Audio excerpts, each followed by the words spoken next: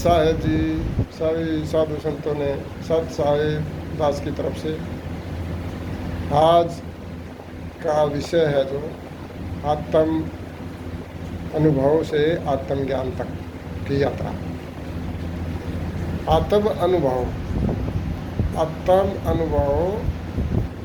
आत्मज्ञान के लिए बहुत जरूरी है।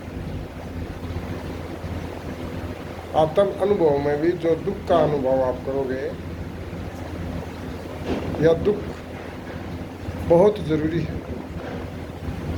दुख के बगैर आत्म अनुभव नहीं मिला, क्योंकि सुख में आदमी इन चीज़ों को परवाह नहीं करता। आत्मज्ञान तभी होता है जब आप दुखों से, सबने जिसने आत्मज्ञान प्राप्त हुआ उन्होंने दुखों से गुजरना ही पड़ेगा। ऐसा कोई व्यक्ति नहीं है कि सुख में आत्मज्ञान की तरफ बढ़े, क्योंकि वो तो उसी में खुश है। और जो वेद शास्त्र, गीता और भी किसी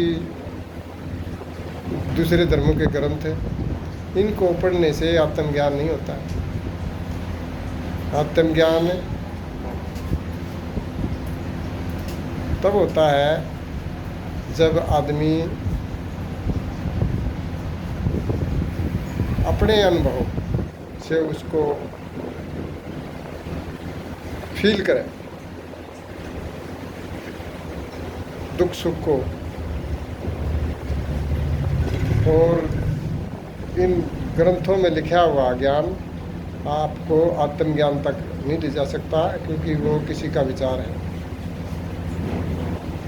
विचार किसी का, दूसरे का विचार आप याद करोगे तो आपकी यादाश्त बनेगा, वो आपको आत्मज्ञान से दूर ले जाएगा, नज़दीक भी नहीं फटकने देगा। आत्मज्ञान के बाद ही परमात्म ज्ञान होता है।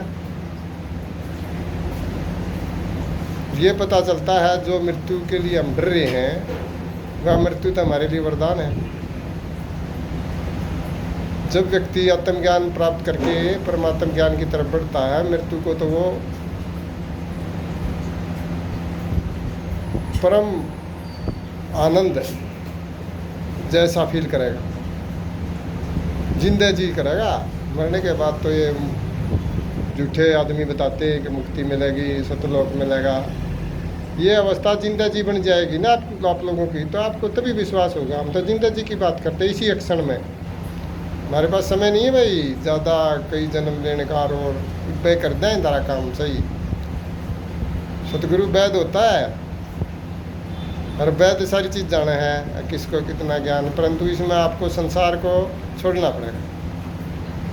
जो संसार है इसमें लिप्त रहोगे तो आत्मज्ञान की तरह आप बढ़ ही नहीं पाओगे, क्योंकि संसार तो आपको आत्मज्ञान से दूर कर देगा।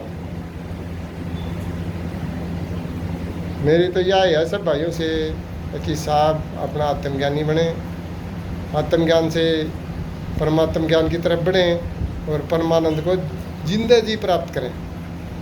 मुक्ति तो रुंगा में मिलेगी जब आप परमानंद में चले जाओगे, उससे पहले मुक्ति है। मुक्ति तो विचारों से मुक्ति है, संसार से मुक्ति हुई। और मरने के बाद मुक्ति तो झूठे गुरु देवो भाई तो वो कोई हमारे पास तो ऐसा तो है नहीं। मरने के बाद हम तो भाई इससे पल सारा काम कर देंगे, कोई पैसा नहीं लेंगे भाई हम किसी से, ना हमें किसी को हमारा उद्देश्य पैसे कमाना है या आश्रम बनाना, कुछ नहीं है।